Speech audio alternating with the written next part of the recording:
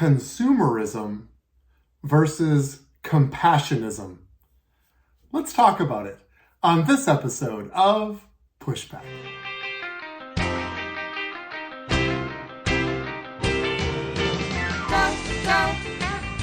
Go, Jonny, go, go.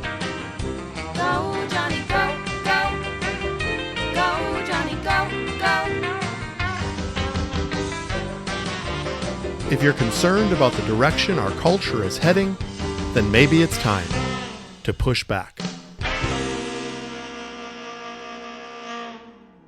Hello, everyone, and welcome to another episode of Pushback. I'm Dr. Jonny, and I've had a good week this week. My voice is a little tired and scratchy, so I apologize for that. But my wife and I had the privilege of speaking at the Northwoods Conference in Siren, Wisconsin, and we spoke about identity, which is such a wonderful thing. I had an opportunity to partner with Brian Fenimore from Plumline Ministries, who's just an incredibly anointed teacher, and so it was great to rub elbows with him and hear what was on his heart as well. And then we went to a Global Legacy conference Monday and Tuesday, which was just for pastors and leaders, and just had time of worship and encounter. And because of that, my voice is just tired from worshiping, singing, and speaking and connecting with a whole bunch of people. But it's been a good week and a refreshing week. And I just feel re-energized to bring the word of the Lord and the compassion of the Lord and his heart for his people, and just to love on people, my family, and the people around me, and even you as my listeners. I hope my words are always bathed in love and respect and honor for you. And that's why I do this every week, because I believe it's important, and I believe that we are connected. I want to say thank you to my friend Heath, Pastor Heath, for two reasons. Firstly, my nose is probably still a little red as I'm recording this, because he called me and my son over to his farm where they need to try to wrestle one cow into a trailer. And he just needed bodies to help. I told him at the very beginning that I am a doctor from the suburb areas of Minneapolis. And so this is out of my realm of comfort. And cows are really gigantuous animals. But he just told me what to do, and we were able to help, and it was successful. We were able to wrangle that cow into the trailer. So my wife, my son and I had a new experience of, punching some doggies and doing some cattle wrestling. And so I feel like I'm a full-fledged farmer now, I guess. So I appreciate that experience. But this podcast is also off of what Pastor Heath said in his message last week. He said he was talking about consumerism versus compassionism. And what he mentioned in that message was that when we have a consumer mentality, the consumer is always right. The customer is always right. And we try to, when we're running a business, we try to position ourselves towards customer satisfaction so that they're willing to spend their money and support our business. And when we operate in consumerism in all aspects of our life, which is what I'm going to talk about in this podcast, we can actually move away from consumerism, which is, we ought to move away from what is consumerism, which is, I want to give you what you want, to compassionism, which is about giving what people need. And I believe that there's a big difference. And so I want to talk about culture and how this idea of consumerism, unfortunately, has moved its way in, has wiggled its way into a lot of different aspects where I believe it isn't meant to be. There's some negatives of consumerism. People often cite, climate and the environment and pollution. And although I hesitate a little bit about the whole climate change issue, you can hear my other podcasts about that. I am all about taking care of our planet, about avoiding pollution, about using up resources unnecessarily. And when we have consumerism, we talk about depleting resources. It actually leads to poorer labor standards and pay for workers. And it doesn't lead to happiness. The things that people try to advertise to us and to try to get us to buy, we know that materialism and consumerism never leads to happiness. Materialistic tendencies actually result in many adverse psychological effects, including self-esteem issues, hoarding, depression. When we get hooked up into a materialistic society, consumerism, it leads to unhappier lives. Now, I know that there was an industrial revolution, which was really driven a lot by consumerism and led to an economic boom in our society where there was unprecedented wealth created and jobs, and our country grew and became stronger and more protected and more secure. That isn't a bad thing. But when we switch to areas and aspects of our culture and they become consumer oriented, I believe we actually lose the core piece of what Jesus actually came to demonstrate on the earth, which was compassion.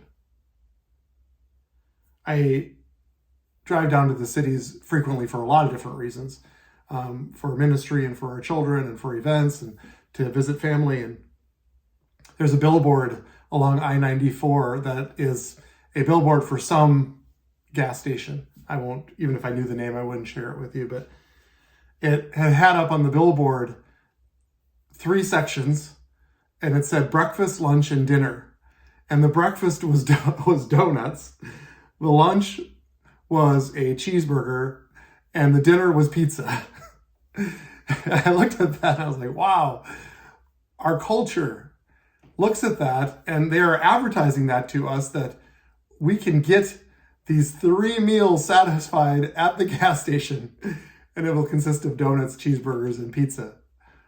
That's called consumerism, because none of us would look at each of those individually and say, those look bad. I mean, they're kind of tempting. They're all delicious.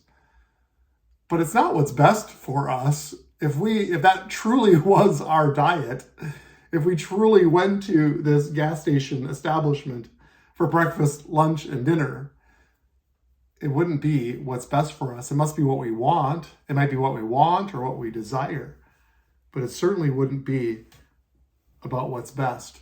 At the end of consumerism, it really all becomes about money. I don't know if anybody's ever seen the show Shark Tank, but there's a man on there called Mr. Wonderful, and he is trying to make deals as a corporate investor, as a commercial investor, and he said it's really all about making money, is what he says. And really, at the end of the day, if we get sucked into consumerism, it really is all about money. And it's interesting because there's a sort of a paradox that takes place in what I have seen over the past several decades in regards to consumerism. You would think that if the customer is always right and it's all about acquiring customers and our money, then you would think that customer service would actually be increasing. But it really, at the bottom root of it, is really about making money. And so if we can save money by having a computer answer the phone, and all of us are pulling our hair out saying, I just want to talk to a human. We've all been there. But if they decide that a computer doesn't cost any money, hiring somebody to answer everybody's question costs a lot of money, then we'll use the computer. And as long as we don't lose customers, and so for many of these companies, they're confident that they won't lose customers. They can still keep your cell phone contract, they can still keep your insurance, they can still keep your ability to receive from them as a customer. And because the phone is answered by a computer, we won't leave. So I've actually found that the result of consumerism is actually poorer customer service, not better.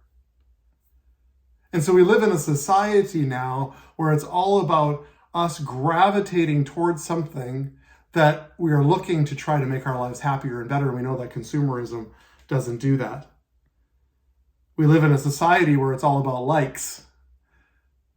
It's all about friending somebody. It's all about being appreciated and wanted and visualized. And the social media has driven that. And so consumerism is providing what the customer wants, but compassionism is providing what is best. And so I can hear people maybe responding to what I'm saying, and they're saying, well, yeah, Dr. Jonny, how do you know what's best for us? Why do you feel like you get to sit in the seat about what's best, or that you determine what's best? Isn't there a slippery slope? If I can try to use a Soviet Union Russian accent, I know what best. That was really bad. Could this lead to communism? What if a communist feels that they're doing what's best? Then isn't that a slippery slope? If we just concentrate on communism, is this a conversation about capitalism versus communism? Well, it goes much deeper than that. And I'm going to say that I don't feel like I can sit here and tell you that everything that I think is best. But I do know this: his ways are higher than our ways. And so I can sit here on this podcast and I can plug in and connect to what I believe the Father is telling us in his word about what is best for people, the boundaries put around people. And if I can convey that in this podcast, then I truly believe, this is a big statement, that we can live happier lives. It's not just about being happy, it's about being joyful and fulfilled and fulfilling our destiny and the reason that we're here on this earth. So I believe that there is a template. I believe that his word is true, and I believe that he continues to talk to us. And so that when we connect to him and his presence and his voice and his word, that we actually can connect and live inside of a perfect boundary that he's created for us. And that we can take to the bank. And his ways are higher than our ways. And it's not communism and it's not capitalism. Both of them have their advantages. Both of them have their extreme disadvantages. I'm more of a capitalist. I believe that tends to work better. But that's not the point. The point is how we relate to people, how we connect with people, how we serve people. It's about having a servant mentality towards one another as we express and show our love. Because they'll know that we are Christians by our love. And inherent in that is not always giving people what they want, but expressing and demonstrating and serving people so that they have what is best. Isn't that what we want for our children? Isn't that what we want for our spouse? Isn't that what we want for our families, our community, our regions, our country? I am a medical doctor and have been practicing for over 20 years. And I've seen just in the course of time of my medical practice that the field of medicine, some of this was driven by Obamacare, the field of medicine has desperately been trying to transition out of a compassion-driven organization to a consumer-driven organization. We are now not physicians, we are providers. They are not patients, they are clients, or they are consumers. I believe with my whole heart that that is an extremely sad transition. When Obamacare came out, I don't want to get into the weeds on this, but when Obamacare came out, there was a plan and provision for doctors to actually get compensated less. There needed to be a way to actually pay for this. And so Obama didn't hold back. He told us exactly how he would pay for it. And one of those would be decreased compensation for physicians, because that way the bottom line would be better. It's consumer driven. And instead of being paid for what we do, we actually get paid for surveys and how people feel about us and about outcomes. Now you may say on the surface, well, what's wrong with that? Well, what's wrong with that is you actually get physicians then that are getting compensated for something that's completely out of their control. And you may say, well, customer service, it's about customer service. It's about giving patients, giving your clients what they want. The customer is always right. And so literally, our compensation then would get triggered or connected to how people felt about us.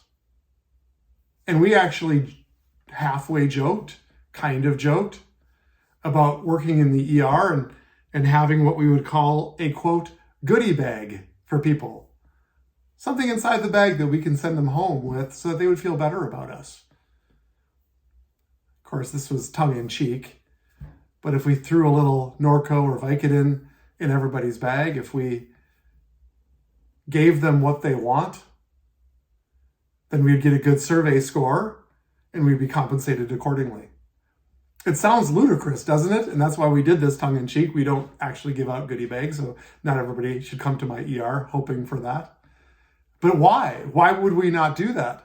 Why would, if somebody was coming seeking drugs, which people do in the ER, by the way, newsflash, why don't we just give them what they want?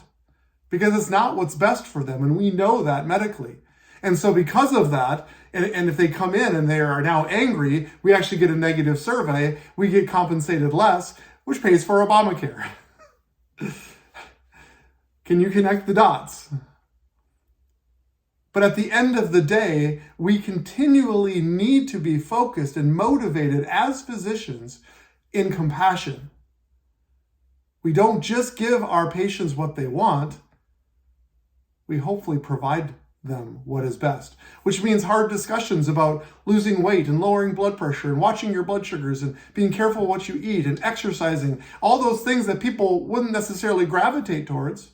I might be a much more popular doctor if I was like that billboard and said, just eat this for breakfast, lunch, and dinner.